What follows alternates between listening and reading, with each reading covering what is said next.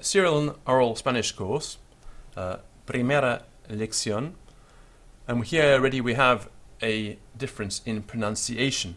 The Castilian pronunciation would say lección, with the C in front of an I becoming a th type of sound, so lección.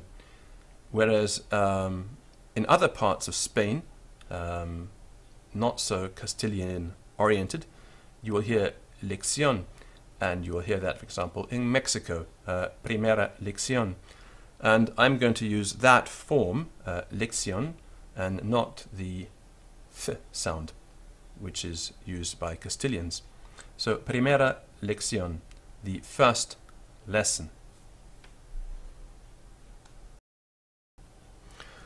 The next word we're going to look at is the word for you in the nominative singular you, and this is usted. I'm going to pronounce it with a clear D sound on the end, although sometimes you hear that sound is much softer. In some parts, the Spanish-speaking word, it's just pronounced like a normal English D, and that's what I'm going to use, usted. And in typeface, especially in older books, you will often find this abbreviated as a V dot, or VD dot, or VM dot, or VMD dot. This is the abbreviation for usted, and it comes from vuestra merced in the Castilian pronunciation, or vuestra merced in the South American, Mexican pronunciation, which I'll call for ease of identification. But there are variations in South America, so vuestra merced, your mercy, which equates more or less to the English honorific sir. And sometimes you will hear usted. Now this vuestra merced became contracted, and sometimes you'll still hear usted instead of usted, but that's extremely unusual. So usted meaning you.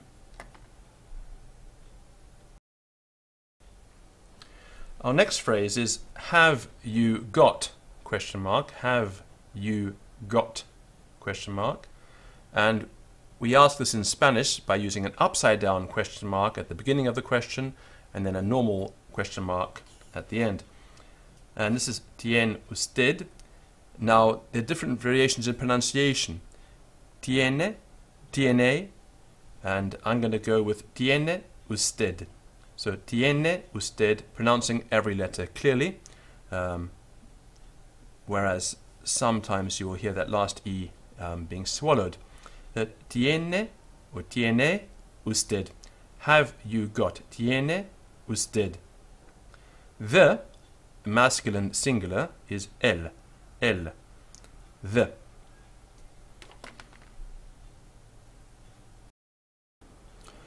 Our next word, the first noun we have, is the inkstand. The inkstand. It is el tintero. El tintero. E-L-T-I-N-T-E-R-O. El tintero. So let's go back over this. Usted, U-S-T-E-D, meaning you. That's the nominative singular. That's the normal way of addressing somebody in conversation. Usted, U-S-T-E-D. And then have you got? Tiene usted, T-I-E-N-E, U-S-T-E-D. Tiene usted. The masculine singular spelled E-L-L.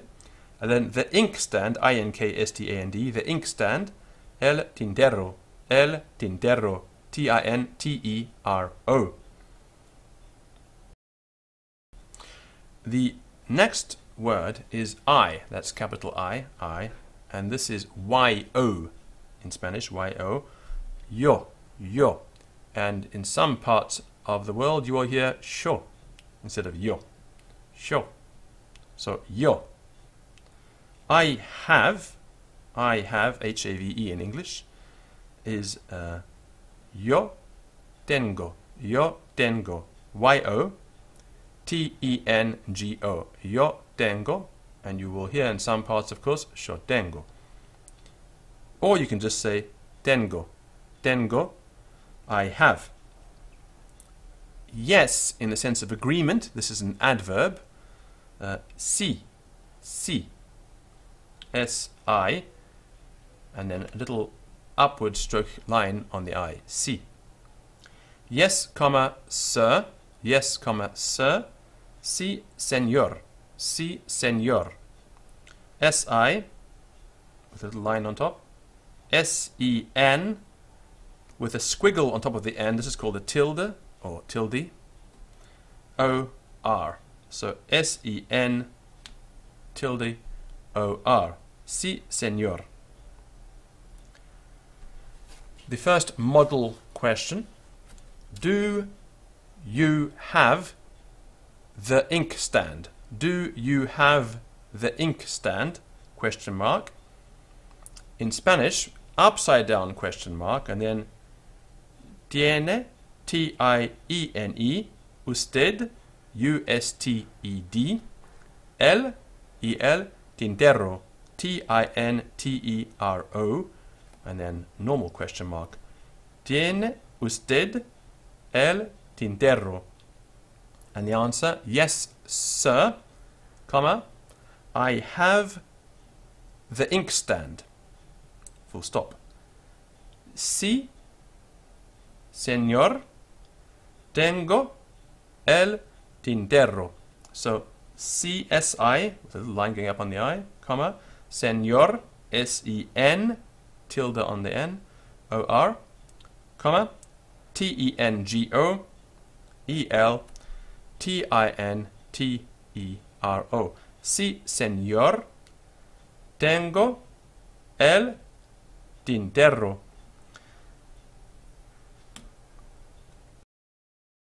We now start the oral movement.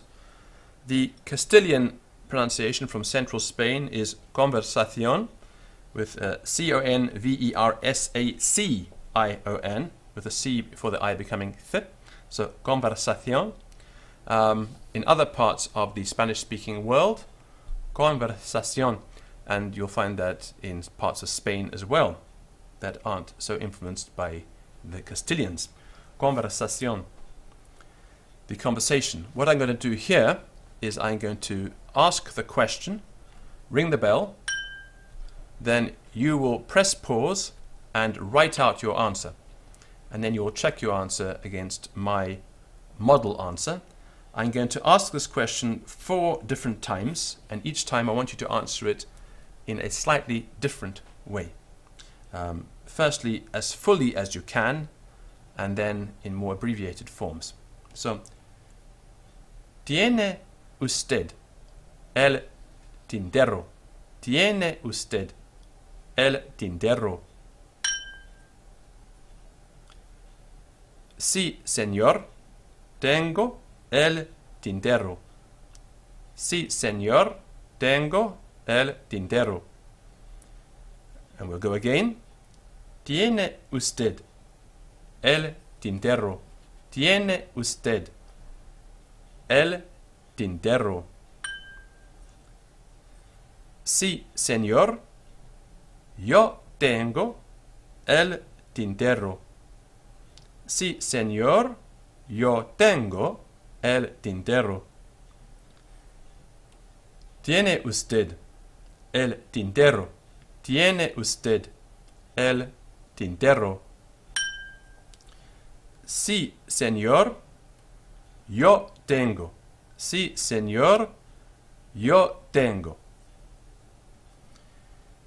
¿Tiene usted el tintero? ¿Tiene usted el tintero? Sí, señor. Tengo. Sí, señor. Tengo. And of course the shortest answer is just tengo. ¿Tiene usted el tintero? Tengo. And that's the end of the first lesson of the serial and oral Spanish course.